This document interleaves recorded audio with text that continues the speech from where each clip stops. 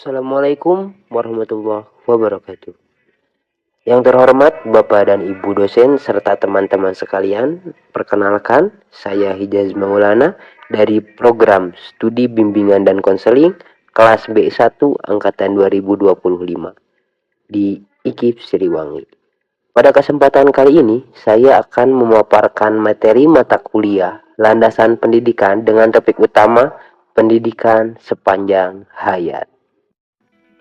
Baik, sebelum kita bahas lebih dalam, saya sampaikan dulu alur materinya. Hari ini kita akan bahas mulai dari perkenalan diri, materi apa yang dipilih, kenapa saya memilih topik ini, lalu apa sih sebenarnya pengertian pendidikan sepanjang hayat. Setelah itu, kita lihat contoh penerapan dari kehidupan, hubungannya dengan dunia bimbingan dan konseling, pandangan saya pribadi, dan terakhir, kita tarik kesimpulannya. Mudah diikuti kan? Langsung saja kita mulai. Oke, baik, dan materi yang saya pilih adalah pendidikan sepanjang hayat. Kenapa ini saya pilih? Karena topik ini tidak cuma teori di buku, tapi benar-benar kita jalani setiap hari. Sangat relevan juga dengan tugas saya nanti sebagai guru BK. Ada beberapa alasan sederhana kenapa saya memilih materi ini. Pertama, konsepnya gampang dipahami, tidak berbelit-belit. Kedua, ini sudah terjadi tanpa kita sadari dalam kehidupan kita. Dan yang ketiga, sangat berkaitan erat dengan tugas guru BK. Karena kita nanti membimbing siswa untuk terus maju, bukan berhenti belajar hanya karena dapat nilai pas-pasan. Apa sih arti dari pendidikan sepanjang hayat itu?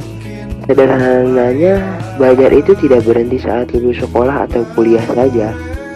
Belajar berlangsung dari kita lahir sampai akhir hayat, bukan cuma dari guru atau buku, tapi juga dari keluarga, lingkungan, pengalaman, bahkan dari kesalahan yang pernah kita alami. Itulah hakikatnya. Supaya lebih jelas, lihat contohnya. Di kehidupan sehari-hari, ada orang tua atau kakek-kakek yang mulai belajar pakai HP, ikut pelatihan kerja, atau belajar bersikap lebih baik. Di dunia pendidikan, siswa belajar bukan cuma untuk ujian, tapi untuk bekal hidup, dan guru pun harus terus memperbarui ilmunya supaya tidak ketinggalan zaman. Nah, ini yang paling penting buat saya nanti. Sebagai guru BK, konsep ini saya terapkan seperti ini. Yang pertama, menanamkan pada siswa bahwa nilai kurang bukan berarti pintu sukses itu tertutup. Kalian masih bisa terus belajar.